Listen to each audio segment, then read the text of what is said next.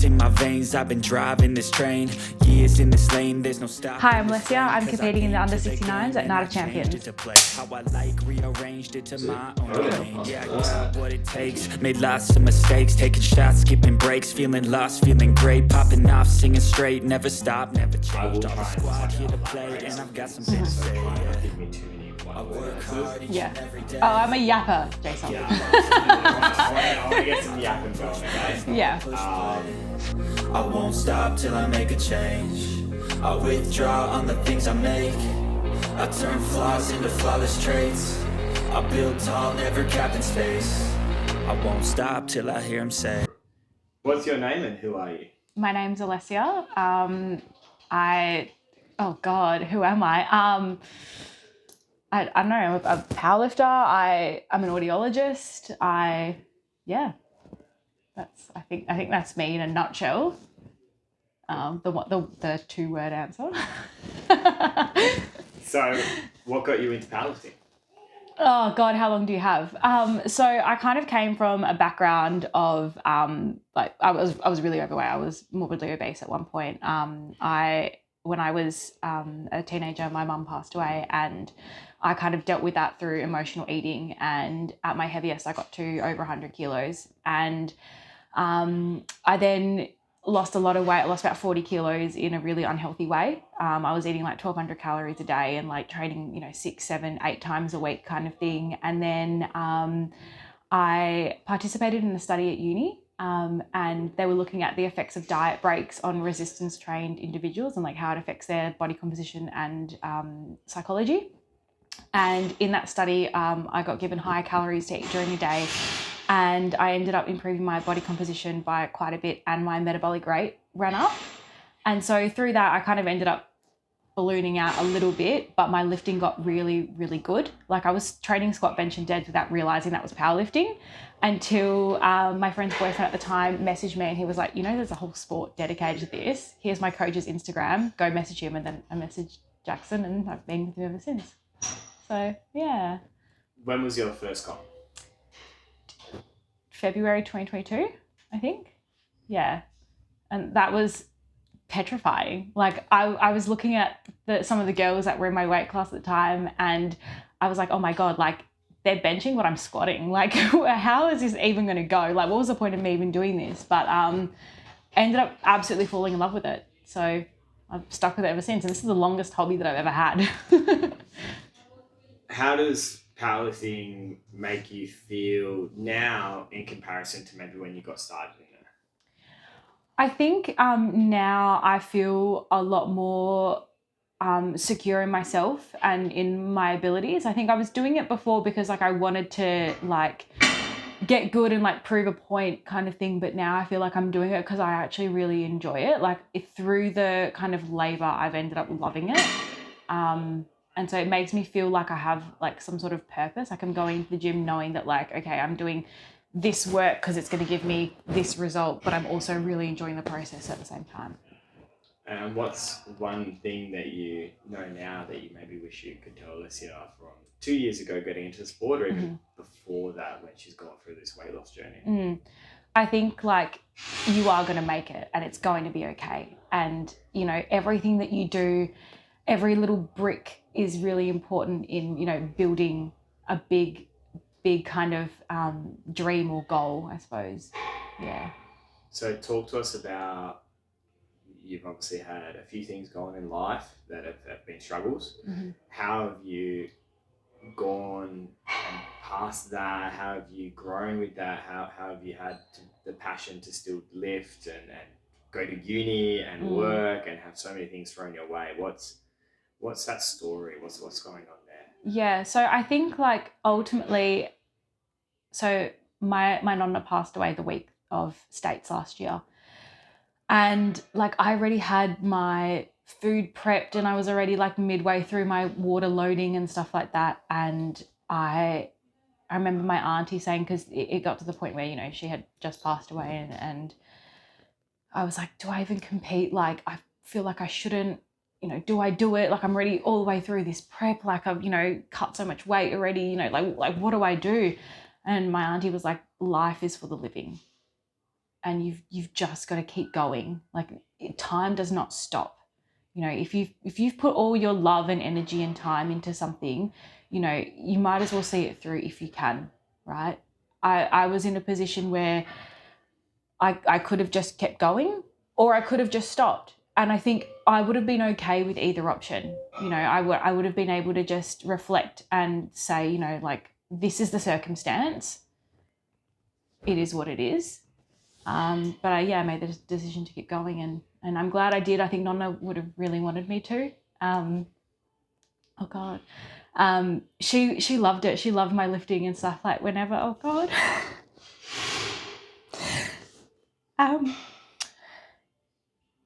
My auntie would always put on the live stream for her to watch.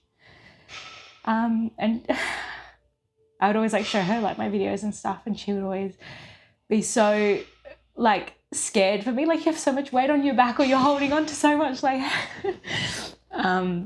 no, she loved it. She didn't really quite understand why I couldn't eat all the pasta at family lunch on a Sunday. And she didn't quite understand, you know, why I would eat my stupid meal preps when she would make all this like great food and stuff. But you just gotta do it. You've got to have systems in place to make reaching your goals easy. Knowing now that you had probably the greatest battle at States easy coming down to those last deadlifts and got your qualification, booked, like, stamped your ticket to go to nationals, how do you think Nonna would feel that knowing that you just had that resilience to do that? I think she would have been proud. Yeah, I think she always knew that I was really hardworking. Like at school, like I was always a little bit of an overachiever until I got to high school, and then things got a bit. And uni was difficult. But yeah, she always knew that I was hardworking. She always knew that, you know, I'd put everything into everything that I do. You know, I don't half-ass things ever. I'm always putting 100% of my time, my energy, my love into everything that I do. So, I think she'd be really happy with that.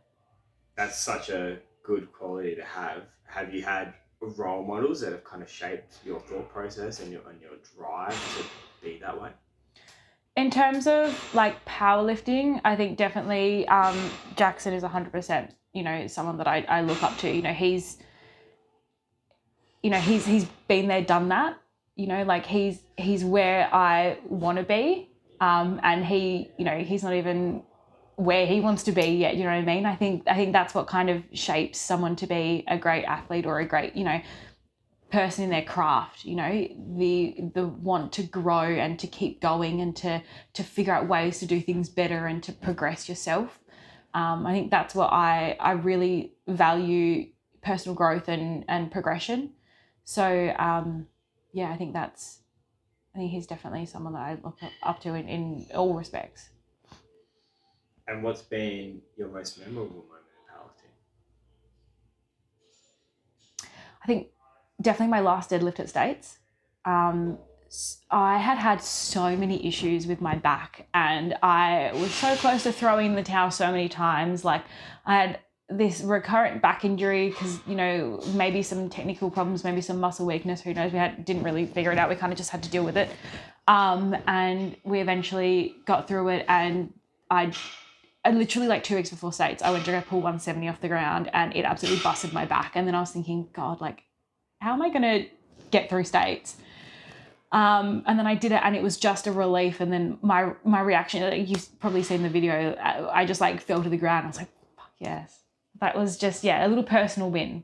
Because I think like with powerlifting, it's not about, you know, numbers per se all the time. It's about, you know, making those numbers move easier than last time, or having the mental resilience to come back and attack that same weight, or, you know, push yourself in a different way. It's not about like the 1 reps and, you know, that kind of thing.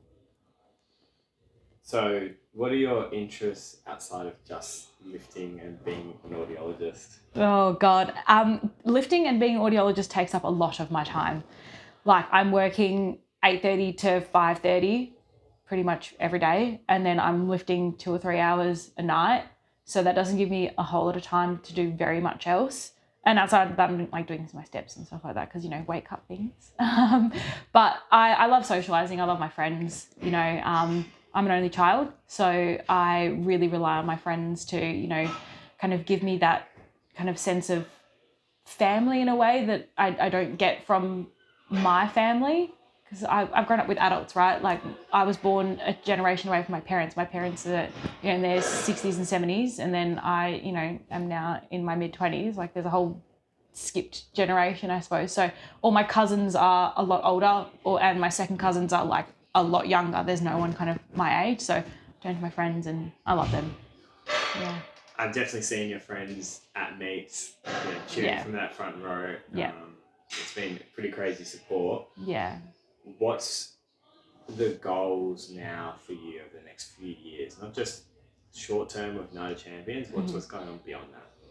I want to get as far as I can in powerlifting. Like I said, this is the longest hobby that I've ever been in. And for me, like, that's big because I've done everything. I've done indoor beach volleyball, I've done ballet, I've done salsa, I've done Zumba, I've picked up a little bit of art here and there. Like, you name it, I've tried it. Didn't stick with it long enough. With powerlifting, I found that, this is something that I'm really, really passionate about and I really, really love it. So I want to get as far as I can. Hopefully I don't get bored of it, but I don't see that happening anytime soon. So, yeah. And what makes you a champion? I don't really know that I would call myself a champion. I think at the very least, I do not stop. Like, if I've set my mind to something, I will not stop until I get there. It's, what's the phrase? Like, get rich or die trying. That, whatever that is. Yeah, that's the kind of mentality that I have. I'm not going to stop. And then knowing that as an internal, what's your thoughts on the upcoming battle? I think I'm up against some very strong women, and I think that it's going to be potentially quite tight. And whoever takes the gold takes the gold. Let the chips fall where they may. I think it's going to be really fun for everyone. You've been in a few battles over the last year, which have been very, very close. Mm-hmm. Have you approaching this differently to previous ones? I guess so. I guess I just want to try to focus on myself and putting on a performance that I can be proud of. Like I said, I put everything into what I do. So I'm just hoping that my night reflects on how much work I've put into this prep. Yeah.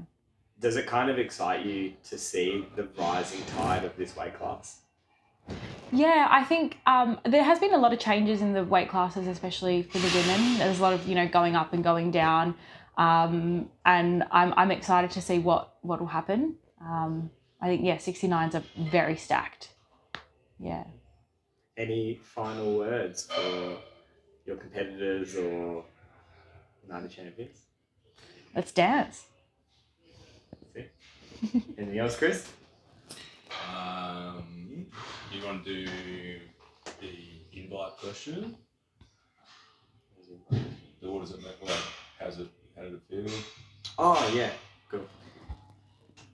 Last year, I'm 99% sure you were in the crowd for NIDA Champions. Yeah. Right?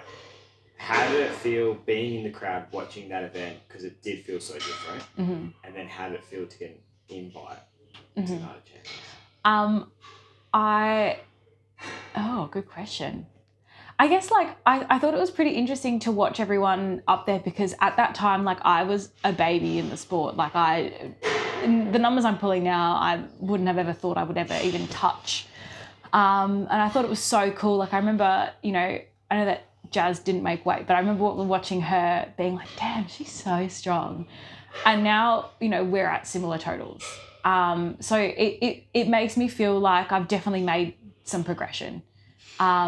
And yeah, to get the invite, I didn't know it was happening until it got posted online. So I was like, I remember waking up that morning being like, why did I get tagged in this? And then I realized what it was and I was like, oh. It was exciting. Yeah. Yeah.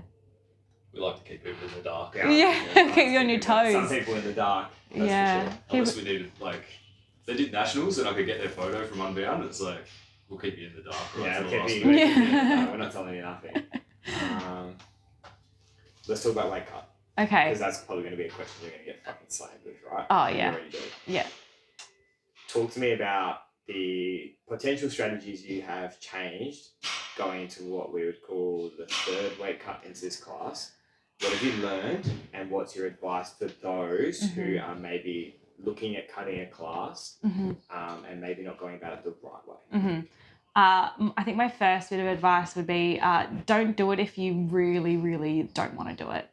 It's hard work. Like the amount of things I've had to sacrifice or forego or, you know, not enjoy or not allow myself to enjoy, yeah, it can definitely affect your quality of life. And I know it's obviously for a short period of time, right? But then you have to think about the after effects of that.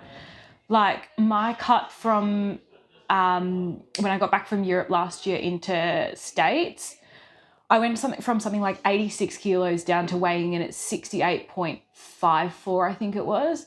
That's like almost 20 kilos. That's huge. And then after that, I ended up ballooning out a little bit because I was like, well, I haven't eaten chocolate or KFC or Macca's or anything for so long. I'm just going to do it. And then that ended up with my weight cut for nationals being a little bit tight. At the moment, like we've been really chilling, like the weight's been peeling off. I do get quite affected by, you know, cycle and things like that a little bit. So it's hard to, me and Jackson have this term, go forest mode. So like, you know, the forests are made of trees. So you really focus on the tree or you can focus on the forest. So I sometimes go into tree mode and I focus like really on like the day or like the moment, and I can get really bogged down in that. And I'm working on trying to get better on that specifically. But yeah, you really need to look at big picture. If it suits your lifestyle, if it suits your motivation and your drive, that's definitely my biggest piece of advice. But yeah, strategies going into this comp. I think we're cruising at the moment. I think it's going to be relatively easier than last time. Hopefully I won't have to do the water cut, spitting in a cup, you know, bringing scissors into the weighing room just in case I need to cut my hair off. Hopefully it's just going to be a little bit, more chill. Yeah. Do you think there'll be a deciding factor where you'll go, okay, maybe I just go up eventually, or that I just need to sustain being under a 69? I don't see myself being 76 in the future at this point in time. I'm short, right? Like I saw all the girls at Nats who are in 76s, you know, like Brittany Romus, you know, Shania, they're giants. I'm 5'3". I'm not a 76. I shouldn't be a 76 for that reason. So yeah, I want to try to maximize being in the 69s. Who knows? Might pull another Alessia States 2023, might drop another weight class, but nah, I don't know. Not at this point, not in the near future. Yeah. Okay. Cool. Soft suit on? Cool. Right. Done. Cool. Thanks, man.